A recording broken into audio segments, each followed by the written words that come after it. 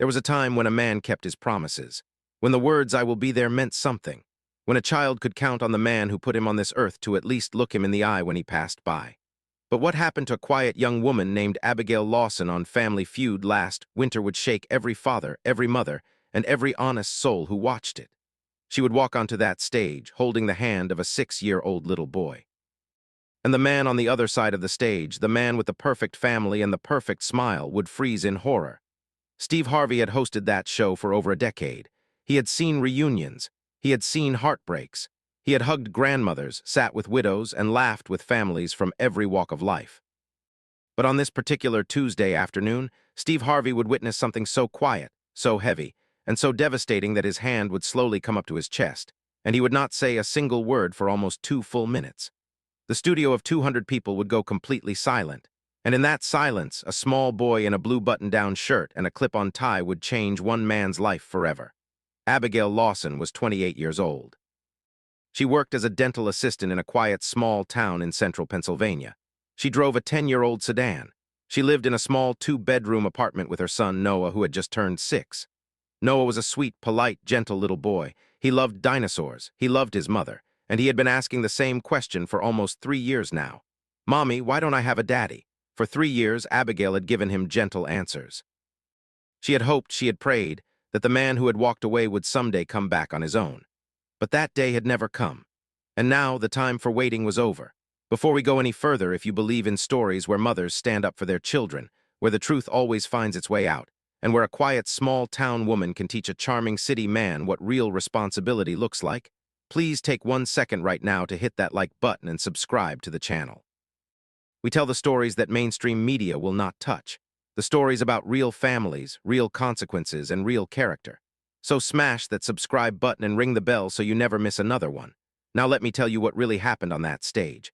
Because the short clips passed around online do not show you the years of struggle that came before. They do not show you a tired single mother washing scrubs at midnight. They do not show you a small boy asking why daddy never calls. And they do not show you the moment when one brave mother walked her little boy down a studio aisle, looked a powerful man right in the eye, and finally, told the whole truth. Abigail Lawson had grown up in a small farming town in central Pennsylvania. The kind of town where the church bells rang on Sunday morning, where folks waved at strangers from their porches, and where everybody knew everybody. Her father, Samuel Lawson, was a retired carpenter who had built half the houses in town with his own 2 hands. Her mother, Ruth, had been a school cafeteria worker for 25 years. They were quiet, faithful, deeply rooted people, the kind of family that did not ask for much but gave a great deal. Abigail had been raised on 3 simple rules by her mother. Tell the truth, even when it costs you. Stand up for your children, no matter what. And never let the man who walked away from his responsibility teach your child that walking away is acceptable. Those 3 rules had been carved into Abigail's heart from the time she was a little girl, sitting on the porch beside her mother as Ruth shelled peas in her apron. Abigail carried those rules into adulthood. She carried them into her job at the dentist's office. And one day, she would carry them onto a brightly lit television stage in front of 200 strangers. When Abigail was 22, she met a man named Cameron Bryant. He was 24. He was visiting her small town for a corporate retreat. He worked at a financial firm in a big city about 3 hours away. He was tall. He had a quick smile. He drove a fancy black SUV. And when he walked into the small diner where Abigail's cousin worked one Saturday afternoon, he told her cousin that he had just seen the prettiest woman in town pumping gas across the street. That woman was Abigail. Cameron asked for her phone number. Her cousin gave it to him. Cameron called Abigail that very night. He was charming, he was funny, he was attentive. He drove 3 hours back to her town the next weekend just to take her to dinner. He drove 3 hours back the weekend after that. For 4 months he chased her, the way a man chases a woman when he wants something. He told her she was different from the city girls. He told her he had never met anyone like her. He told her he could see a real future. Abigail, 22 years old and trusting, fell for him completely. Then she got pregnant. She was scared, but she was also hopeful. She thought Cameron would be excited. She thought maybe this was the moment their relationship would become something solid and permanent. She drove out to his apartment in the city to tell him in person, holding a small envelope with the ultrasound photo inside. When she handed it to him, his face went pale. He set the envelope down on the kitchen counter without opening it. He walked over to the window. He looked out at the city for a long, long time, And then he turned around and said, "Abigail, I am so sorry. I cannot do this. I am not ready to be a father." Abigail begged him to think about it. She told him she would help. She told him she would not ask for much. She just wanted her child to know his father. Cameron shook his head. He said his career was too important. He said his family had big plans for him. He said he had just started dating someone else seriously, a woman from his social circle, and he could not blow up his life for a mistake. That word, mistake, hit Abigail like a slap. She did not cry in front of him. She did not yell. She just picked up the ultrasound photo, put it back in the envelope, and walked out of his apartment forever. Abigail moved back home to her parents' house when she was 6 months pregnant. Samuel and Ruth wrapped their arms around her. They did not judge. They did not lecture. They just helped. Samuel converted the small sewing room into a nursery. Ruth started knitting tiny baby blankets. When Noah was born on a snowy night in February, Samuel was the one in the delivery room holding Abigail's hand. When the nurse asked if Abigail wanted to fill out the birth certificate that night, Abigail said yes. She wrote her own name as the mother. She left the line for the father blank. Abigail tried to contact Cameron exactly 3 times in the years that followed, once when Noah was a newborn. She mailed him a photo and a short, gentle note. He never replied, once when Noah was 3. She emailed him a video of the boy taking his first steps in a backyard sprinkler. He never replied. And once when Noah was 5 and had asked her for the 100th time why Daddy did not love him, she called Cameron's office directly. The receptionist transferred her. Cameron picked up. When he heard her voice, he hung up. She stared at the phone for a long time after that. She did not call him again. A month before Noah's 6th birthday, Abigail saw something on social media that changed everything. Cameron Bryant was scheduled to appear on a celebrity edition of Family Feud with his perfect new family. His wife, Madison, his 2 daughters, Charlotte and Sophia. They were going to play for a charity that supported, of all things, fatherless children. Abigail stared at that announcement for a full hour. She read the smug press release. She looked at the picture of Cameron with his arm around his wife and his 2 little daughters, and something quiet and steady settled into her chest. The same calm steel that her mother carried. The steel of a woman who has decided exactly what she is going to do. Abigail picked up the phone. She called the show's audience ticket line. She got 2 tickets for the same taping, one for herself and one for her son. She did not tell her parents what she was planning. She did not tell anyone. She bought Noah a small navy blue button-down shirt and a clip-on tie. She told him they were going on a special trip to see a real television show. Noah was so excited he could barely sleep the night before the flight. And Abigail, sitting up at her kitchen table that final night, prayed to God that she was doing the right thing. The Family Feud taping was scheduled for a Tuesday afternoon in November. The Bryant family from the city was matched against the Coleman family from Georgia. The Bryants had been heavily promoted in the show's marketing for weeks. Cameron, his wife Madison, his 2 little daughters Charlotte and Sophia, and his older sister Vanessa. They were the picture-perfect young American family, polished, wealthy, beautiful, the kind of family that gets featured in glossy magazines. Abigail arrived at the studio early that morning with Noah. She was wearing a soft yellow dress her mother had made for her years ago. Noah was wearing his new navy blue button-down, his clip-on tie, and a tiny pair of black dress shoes that Abigail had polished the night before. They sat together in the 3rd row on the aisle. Noah was wide-eyed, taking in the bright lights and the cameras and the buzz of the production crew. Abigail held his small hand tightly. In her purse was a single folded piece of paper, the original birth certificate with the father line still blank, and a printed copy of 3 certified emails she had sent to Cameron over the years, complete with delivery receipts. The studio lights came up. Steve Harvey came strutting out with his big famous smile. The audience erupted. He greeted both families. He cracked his usual jokes. The Bryants walked out in their tailored designer clothing. Cameron looked confident, charming, exactly the way Abigail remembered him. Madison was elegant in a cream-colored dress. The 2 little girls held hands and smiled shyly at the cameras. The first round went smoothly. Cameron was lively and quick on the buzzer. He played to the crowd. He was good at being on television. From the 3rd row, Abigail watched the man who had walked away from her son. She felt no rage. She felt no jealousy. She just felt a quiet, steady purpose. Noah beside her was completely absorbed in the show. He did not know that the man on stage with the easy smile was his biological father. Halfway through the 2nd round, Steve Harvey walked over to Cameron for one of the standard get-to-know-you questions. Steve looked at his cards and read out loud. "Now, Cameron, my brother, I hear you and your family are playing today for a charity that supports fatherless children. That is a beautiful cause. Tell us a little bit about why this charity matters so much to you." The audience leaned in. Madison looked at her husband proudly. The 2 little girls smiled. Cameron stepped forward, hand on his microphone, voice smooth as glass. He said, "Steve, this charity is very personal to me. As a father myself, I cannot imagine what it is like for a child to grow up without a dad in their life. Every child deserves a father who shows up, who is present, who teaches them right from wrong. My family and I are honored to be playing today to help raise awareness for fathers everywhere who are doing the right thing." The audience applauded. Madison wiped a small, proud tear from her eye. The two little girls clapped along. From the third row, Abigail's hand tightened around Noah's. She closed her eyes for just a second. She had heard enough. She stood up, slowly, calmly. She knelt down beside Noah and whispered to him, "Baby, do you trust Mommy?" Noah nodded. She said, "Hold Mommy's hand and walk with me. We are going to do something brave." Noah, 6 years old and trusting, took her hand. And Abigail Lawson, in her soft yellow dress with her little boy in his clip-on tie beside her, stepped out into the aisle and started walking toward the stage. The first person to notice was an audience usher near the front. She moved to intercept them. But Abigail did not stop. She did not yell. She did not run. She just kept walking, calm and steady, her son's small hand in hers. Steve Harvey, who had been about to ask the next question, looked up. He saw the young woman walking toward the stage holding the hand of a small boy. He saw the boy's clip-on tie. He saw the woman's quiet, determined face. And Steve, master of reading a room, raised one hand. The usher paused. Steve said into his microphone, "Hold on a second, hold on." He could feel that this was not a fan with bad intentions. This was a mother with something to say. Steve said, "Ma'am, what is your name?" Abigail stopped at the edge of the stage. She did not climb up. She stood respectfully on the studio floor, holding Noah's hand. She said, "My name is Abigail Lawson, sir. I am from Pennsylvania." The audience was completely silent now.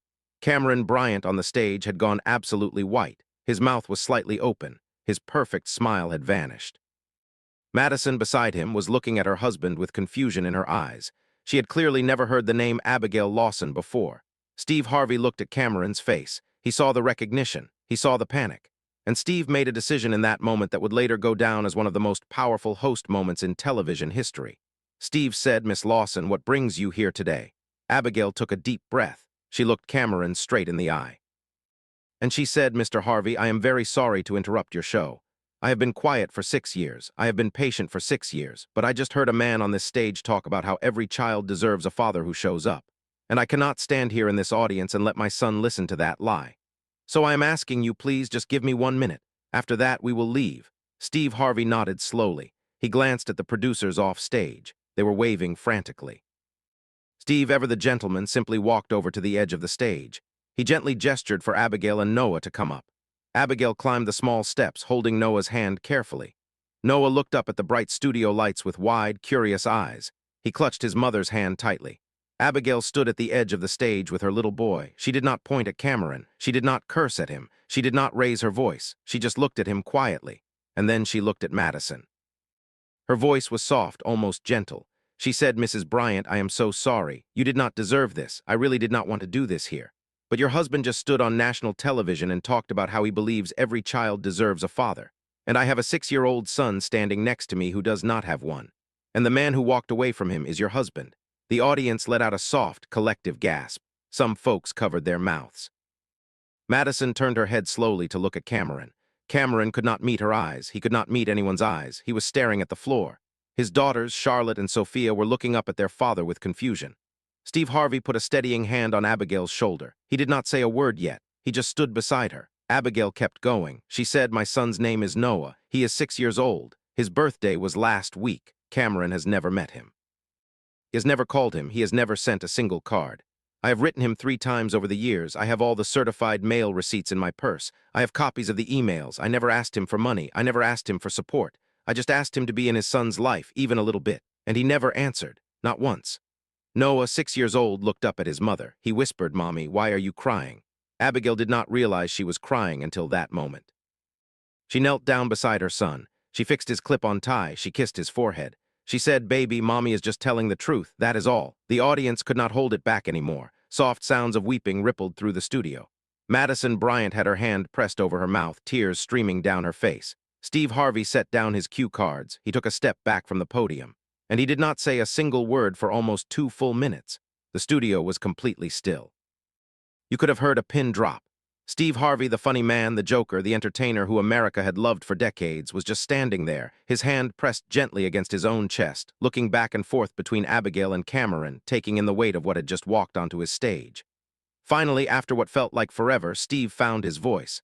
But it was not his usual voice. It was the voice of a father. Steve walked slowly over to Cameron. He stopped about 4 feet away. He looked at him for a long moment. Then he said very quietly, "Son, I want you to look at that little boy." Cameron did not look up. Steve said with a little more firmness, "Son," I said, "look at him." Cameron slowly raised his eyes. He looked at Noah, his own biological son, standing 6 feet away from him in a clip-on tie and polished black shoes, holding his mother's hand. Cameron's face crumpled. He started to cry. Steve said, "I asked you a question a few minutes ago. I asked you why this charity for fatherless children mattered so much to you. And you gave me a beautiful answer about how every child deserves a father who shows up. So I am going to ask you a different question right now. And I want you to think very carefully before you answer it. Did you know about this little boy? Did you know he existed?" Cameron stood there shaking. Tears were running down his face. He could not speak. Steve said, "This is going to be very simple, son. Yes or no, did you know?" Cameron whispered, "Yes, I knew." Madison let out a small, wounded sound. She covered her face with her hands. Charlotte and Sophia, the two little girls, were holding each other's hands now, looking up at their parents with frightened eyes. Steve Harvey closed his own eyes for a long moment. When he opened them, his face was harder than the audience had ever seen it. Steve said, "Cameron, I want you to listen to me very carefully. I am not going to yell. I am not going to humiliate you any more than you have already humiliated yourself. But I am going to tell you what just happened here. A young woman, who you abandoned 6 years ago, walked into this studio with a 6-year-old little boy because she heard you stand up and lie about being the kind of man who believes in fatherhood. She did not come here for money. She did not come here for revenge. She came here because she could not let her son listen to you tell that lie one more second. And that, brother, is the kind of woman God sends into this world when men like you forget what they are supposed to be." Cameron was openly sobbing now. Madison was sobbing too, but a different kind of sob. The kind a wife cries when she suddenly realizes she does not actually know the man she married. Steve Harvey turned to her. His voice softened. He said, "Ma'am, I am so sorry.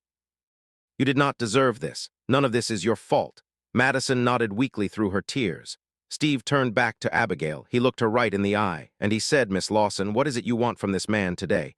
What can we do for you?" Abigail shook her head. She said, "Sir, I do not want anything from him. I do not want money. I do not want him to disrupt his new family. I just want one thing. I want my son to be able to look at his father just one time and hear his father say his name. That is all. So that someday when Noah is grown and he asks me what happened, I can tell him that his father at least knew he existed, that he at least said his name out loud one time in front of witnesses." Steve Harvey nodded. He walked slowly over to Cameron.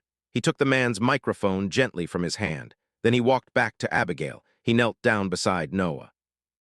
He smiled at the little boy. He said, "Hey there, partner. What is your name?" Noah, 6 years old, looked up at Steve with wide eyes. He said softly, "My name is Noah Lawson." Steve smiled. He said, "Noah, that is a fine name, a real fine name." The audience let out a tearful, soft laugh. Steve stood back up. He held Cameron's microphone out toward Cameron. He said, "Son, your name is Cameron Bryant. And that little boy's name is Noah. Say it. Say his name." Cameron took the microphone with a shaking hand. He looked at Noah. He could not speak for a moment. Then in a broken whisper he said, "Noah." The whole studio heard it. Cameron said it again, a little louder, a little steadier, "Noah." The little boy looked up at the man. He did not know what was happening exactly, but he knew in the way children always know that this was a moment. Then the doors at the back of the studio opened, and Abigail's father, Samuel Lawson, came walking down the aisle. The retired carpenter. He had driven all night when his daughter had finally called him from the hotel that morning. He was 66 years old. His hair was white. His hands were thick from 40 years of building houses. He walked up the steps to the stage. He nodded at Steve, and he walked straight to Abigail. He wrapped his arms around his daughter and his grandson. He whispered something into Abigail's ear that nobody could hear. Abigail finally broke. She wept into her father's shoulder. The whole studio wept with her. When the episode aired 3 weeks later, the response was unlike anything Family Feud had ever experienced. The clip of Abigail walking down the aisle holding Noah's hand was viewed over 70 million times in the first week. Pastors talked about it from pulpits. Mothers shared it with their daughters. Fathers shared it with their sons. Talk radio stations played the audio of Steve Harvey's words on repeat. Abigail received over 100,000 handwritten letters in the months that followed, mostly from single mothers who said her courage had given them strength to keep going. Cameron Bryant's life was permanently changed. The financial firm he worked for placed him on indefinite leave the very next day after the episode aired. The charity that the Bryant family had played for politely returned the prize money and severed ties. Madison filed for separation within 2 weeks. She did not file for divorce immediately. She told a reporter later that she wanted to give her husband a chance to actually become a father this time before she made any final decisions. Cameron, for the first time in his life, had no choice but to look in the mirror and see who he really was. 3 weeks after the episode aired, Cameron called Abigail. She did not answer the first time. She did not answer the second time. On the third call, she finally picked up. He apologized, genuinely. For the first time in 6 years, he asked if he could meet Noah. Abigail thought about it. She talked to her parents. She talked to her pastor. And finally, she said yes, but on her terms. The first meeting would be at a public park with her parents present on a Saturday afternoon. Cameron agreed without argument. Cameron showed up that Saturday. He brought a small dinosaur toy that Abigail had mentioned Noah loved. He sat on a park bench. Abigail walked Noah over slowly. She knelt down. She said, "Baby, this is Cameron. He is your dad." Noah looked up at the man. He did not say anything for a long moment. Then he said very quietly, "Hi." Cameron's face crumpled. He sat there crying for a long time before he could even respond. Samuel Lawson, Abigail's father, watched from a nearby bench, hands folded calmly in his lap, the way only a real father watches. From that day forward, Cameron drove 3 hours every other Saturday to spend the day with Noah. He paid child support voluntarily more than the courts could have required. He showed up to every birthday. He showed up to every school event. He took the little boy fishing, took him to baseball games, took him out for ice cream. He was not a perfect father. He had lost 6 years that he could never get back, but he was finally a present one. Madison, after watching Cameron change for over a year, eventually agreed to try therapy with him. Steve Harvey kept in touch with Abigail. He called her on Mother's Day. He sent toys for Noah at Christmas. He flew her, Noah, and her parents out to Atlanta 6 months later for a special follow-up segment where the audience gave them a 5-minute standing ovation. During that segment, Steve said something that became one of the most quoted lines from his entire career. He said, "Real men show up. Cowards walk away." And the bravest thing in the world is a mother who refuses to let her child grow up believing that walking away is normal.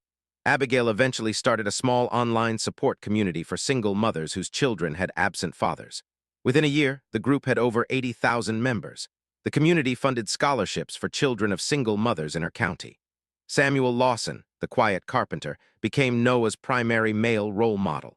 He taught the boy how to swing a hammer, how to fix a leaky faucet, how to look a man in the eye when he shook his hand. Friends, the lesson here is simple. A man can walk away.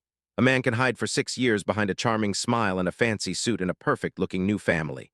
But a child has a way of finding his father eventually.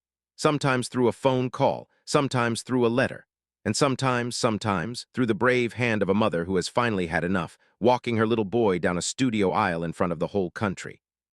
The truth always finds its way home. If this story moved you, if it reminded you of someone you love, or if it made you grateful for the strong mothers and fathers in your own life, please do me one favor. Hit that like button. Leave a comment below telling me what you thought of Abigail Lawson and her brave little Noah. And most importantly, subscribe to this channel so you never miss another story like this one. We will keep telling these stories. As long as you keep watching, may God bless you. May God bless your family. And may God always send a mother like Abigail Lawson into the life of every child who needs one.